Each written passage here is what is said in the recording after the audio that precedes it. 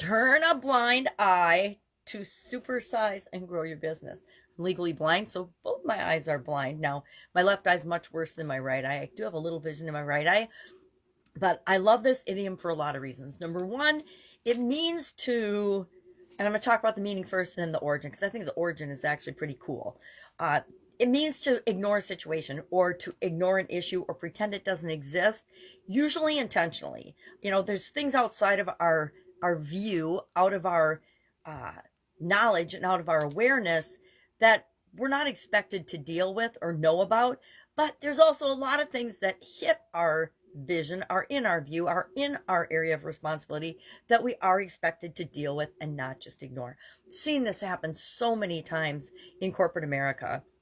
I also see it with coaching and consulting clients.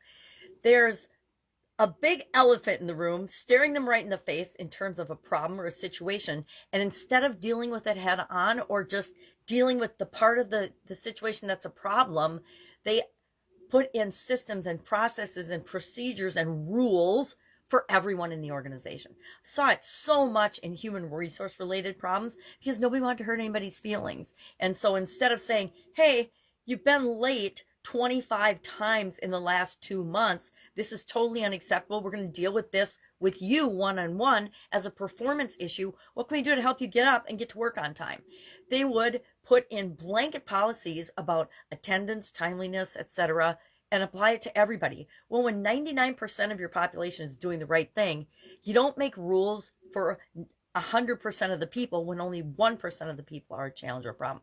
We see this in all areas and aspects of our life, right? We see it in politics, we see it in religion, we see it in our families. You have 4 kids in your family, one kid makes a mistake, and all of a sudden there's rules for all 4, etc.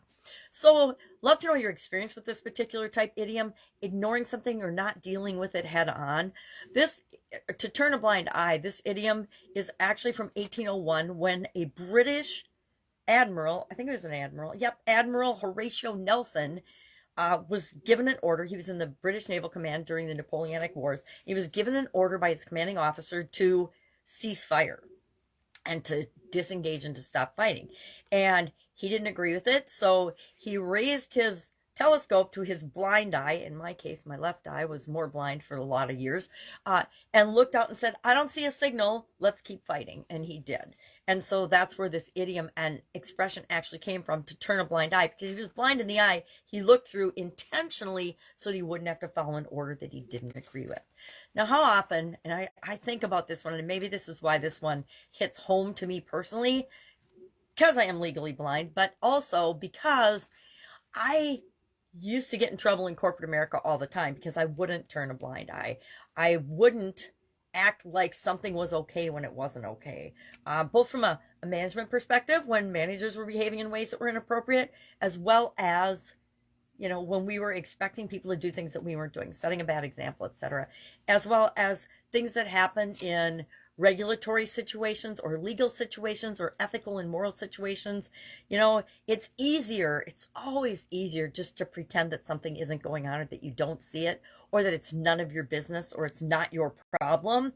How many kids are getting bullied because other kids, nobody else will stand up for them? How many people stand around and these days actually get out their phones and tape and make a video of something that's being harmful or wrong, something that's going on that's wrong, but they won't step up and say, hey, knock it off, or they won't get involved in any way, shape, or form because it's none of their business, and they'd rather get their 15 seconds of fame with a little video reel or clip or a short instead of actually doing the right thing and getting involved in a situation where they could probably help or save someone's life.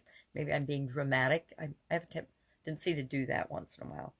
But there are things when we're building and growing and supersizing our business that we need to turn a blind eye to, right? What other people say about us, if it's the competition, we need to listen to it, but not let it negatively affect us. We need to use it as fuel to drive us forward. We need to turn a blind eye to comparing ourselves to other people and the way they're building and growing and supersizing their business. We can model it, we can learn from it, but we still have to do our own thing and do what's right for us all the time as we're building and growing our business. So turn a blind eye to things that would slow you down and slow your progress of growth down, but but always stand up for what you believe in and support the people that are helping you to build and grow and supersize your business. So often, people that are helping us build our business are right in front of us, and they are starving for something or need something, and we don't even see it because we've got this tunnel vision in terms of what we're doing. But we need to remember to be aware and build our team right along with us. All right, love to know your experience with this idiom. Excuse me, I'm still fighting a little bit of a cough and a cold. Otherwise, I'll be with you tomorrow. Bye.